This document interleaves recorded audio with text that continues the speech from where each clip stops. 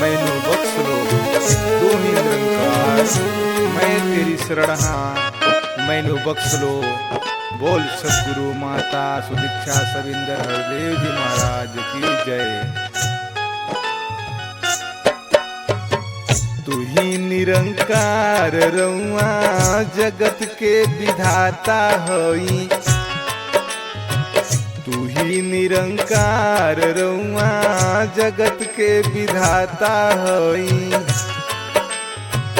तू ही निरंकार रउआ जगत के विधाता होई। तू ही निरंकार रउआ जगत के विधाता होई।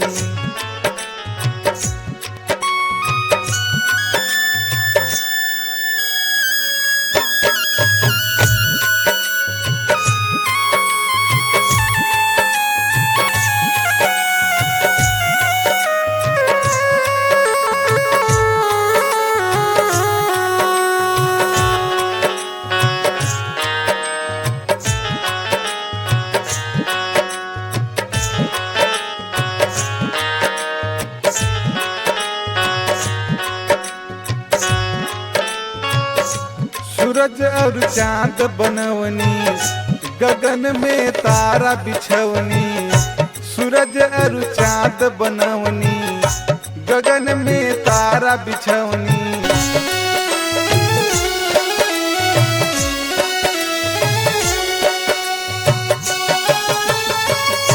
सूरज और चांद बनवनी, गगन में तारा बिछवनी। सूरज और चांद बनवनी, गगन में तारा बिछवनी। रचनी संसार रउआ जगत के विधाता बानी। तू ही निरंकार रउआ जगत के विधाता बानी। तू ही निरंकार रउआ जगत के विधाता बानी।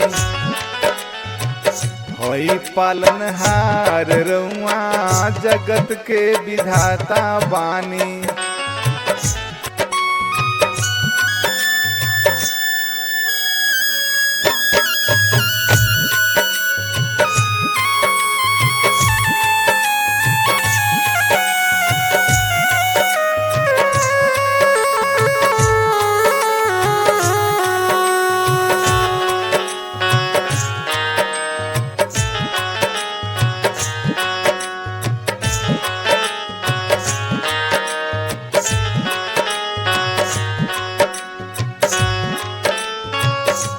सतगुरु माता सुदीक्षा पूरन सब कईनी इच्छा।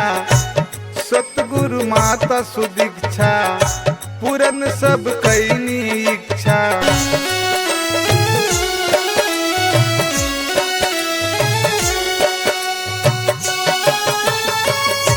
सतगुरु माता सुदीक्षा पूरन सब कईनी इच्छा।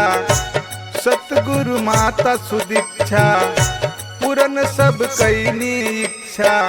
बूटा अवतार रउआ जगत के विधाता बानी। तू ही निरंकार रउआ जगत के विधाता बानी। बता देहनी सार रउआ जगत के विधाता बानी। जग के पालनहार रउआ जगत के विधाता बानी।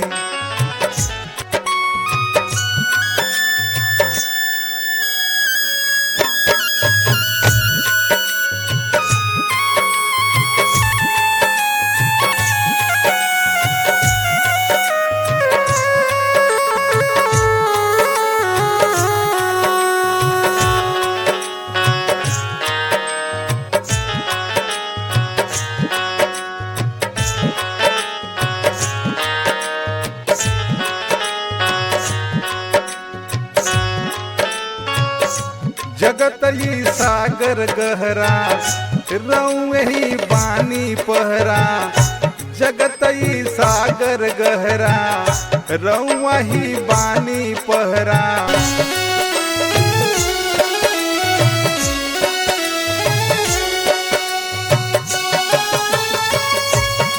जगतई सागर गहरा रउआ ही बानी पहरा। जगतई सागर गहरा रउआ ही बानी पहरा। नैया के पतवार रउआ जगत के विधाता बानी। रउए पालनहार रउआ जगत के विधाता बानी। तू ही निरंकार रउआ जगत के विधाता बानी। सृष्टि के दातार रउआ जगत के विधाता बानी। मैनू बख्श लो तू ही निरंकार, मैं तेरी शरण हाँ। मैनू बख्श लो तू ही निरंकार, मैं तेरी शरण हाँ। मैनू बख्श लो। बोल सद्गुरु माता सुदीक्षा सविंदर हरदेव जी महाराज की जय। तू ही निरंकार रउआ जगत के विधाता हई। तू ही निरंकार रउआ जगत के विधाता हई। तू ही निरंकार रउआ जगत के विधाता हई। तू ही निरंकार रउआ जगत के विधाता हई।